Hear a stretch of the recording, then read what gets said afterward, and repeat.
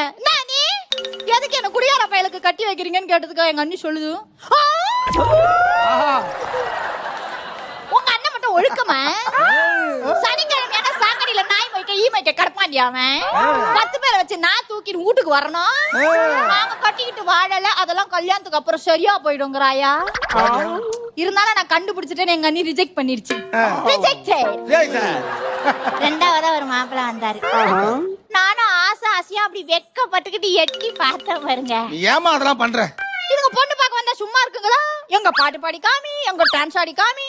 சரி நமக்கு தான் பாடவும் வரும் ஆடவும் வருவோமே, ஒரு ஆட்டத்தை ஆடி பார்ப்போம்னு எங்க அண்ணி சொல்லி கொடுத்தாங்க ஒரு பாட்டு.